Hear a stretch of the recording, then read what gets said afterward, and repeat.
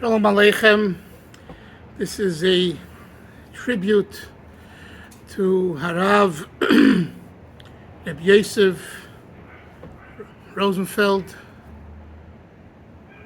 Rabbi Rosenfeld was the Menahel of the Lubavitch Yeshiva called Ohelei in Crown Heights for over 60 years, I believe 62 years, from 1960 to 2022.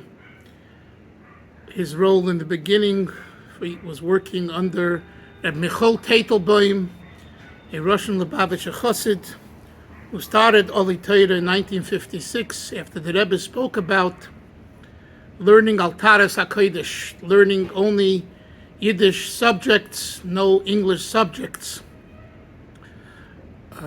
Rebbe spoke about that at least till the age of 9, and the implication was even later. And this was a chiddush, a novelty, because the Frierdiker Rebbe, through the Rashag, appointed the Rebbe's brother-in-law, Reb Shmayo Gerari, had the Yeshiva, the United Lubavitch Yeshiva, which had English studies. I myself am a high school graduate. So the Rebbe didn't say anything negative about that, but he definitely encouraged learning only Limudei Kodesh, Jewish Yiddish topics of Torah,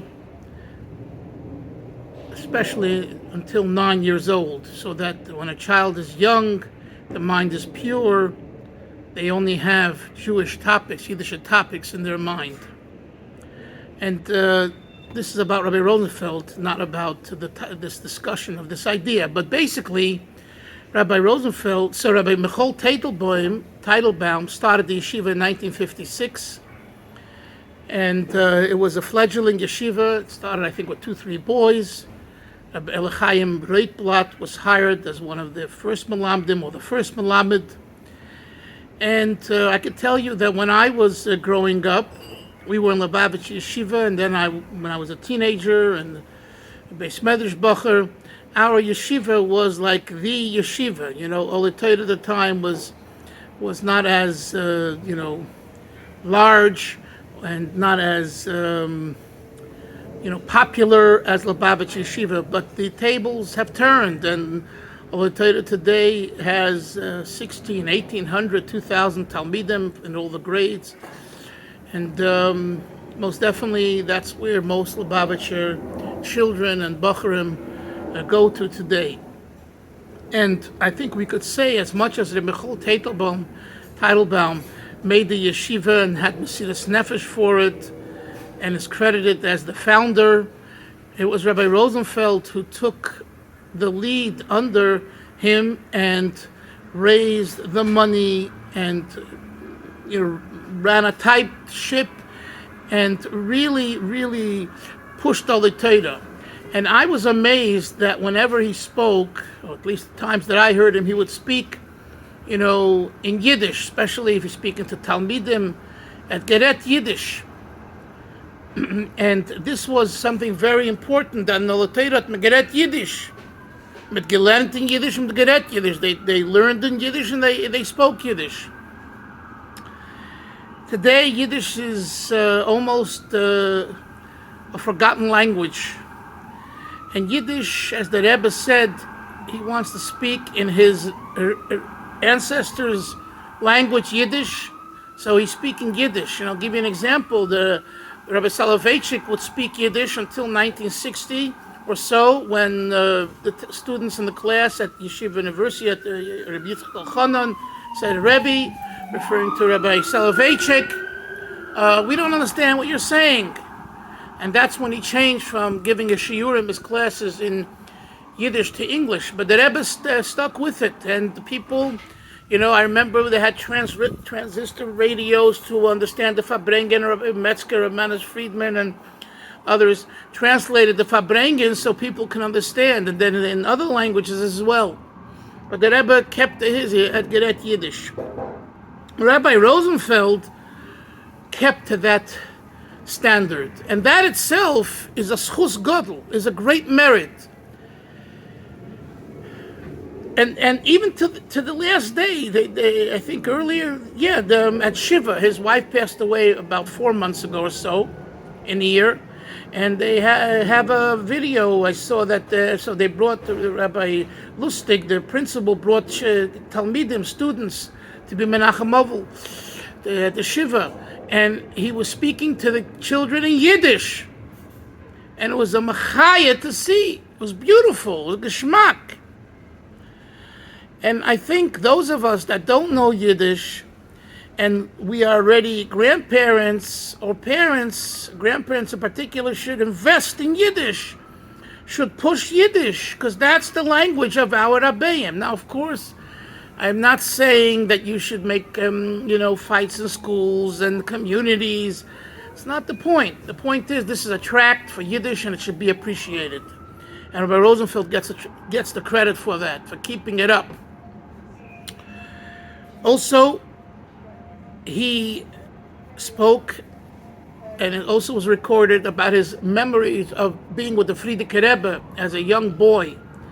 And what he said over, you could see what kind of bittul, what kind of humility and subservience he had as a young boy to the Frierdiker Rebbe, as a young boy. And he didn't come from a Lubavitch background. His father was a Gerer Chassid. I believe he's an American, a Yankee Doodle.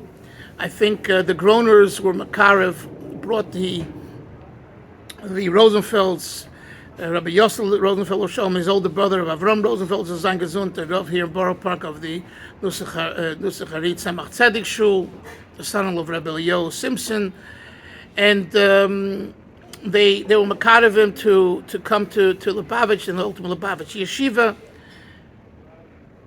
So Rabbi Yosef Rosenfeld, was an American, and he gave himself over completely.